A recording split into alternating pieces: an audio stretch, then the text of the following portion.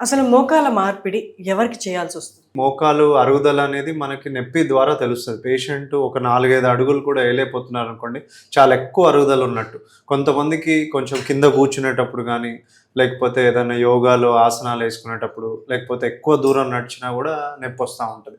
So, అలాంటప్పుడు మనం x ray తీస్తాం. ఎక్స్‌రేలో గూడా స్టేజింగ్ ఉంటది. ఈ ఎక్స్‌రేలో ఇది స్టేజ్ 4లో ఉన్నట్టు. స్టేజ్ 4 అని ఎలా చెప్తామంటే, ఈ గ్యాప్ ఈ 2 ఎముకల మధ్యలో ఉండే ఈ గ్యాప్ అనేది నార్మల్‌గా ఇంత గ్యాప్ ఉండాలనమాట. ఇటువైపు చూస్తే మీకు సరిపోని గ్యాప్ ఉంది. అదే ఇటువైపు వచ్చేసరికి పూర్తిగా గ్యాప్ అనేది లేదు. అంటే గ్యాప్ ఎందుకు ఉండదంటే, ఈ ఎముకకు చివర ఉండే గుజ్జు పూర్తిగా అరిగిపోవటం వల్ల ఈ గ్యాప్ అనేది తగ్గిపోతుంది. అసలు బోన్ రాపిడి గురై అస్సలు నడవలేని స్టేజ్ అనమాట ఇది. దీంట్లో ఒక 4, 5 అడుగులు వేసినా కూడా పేషెంట్ విపరీతమైన నొప్పి ఉంటుంది. అండ్ కాలు కూడా బెండే అయిపోయింది చూస్తే. పూర్తిగా అరగటం అనేది జరిగిపోయి మనకు అసలు నడవడానికే రాదు పేషెంట్‌కి. సో, అలాంటప్పుడు మనకి నీ రీప్లేస్‌మెంట్ తప్ప వేరే ఆప్షన్ ఉండదు.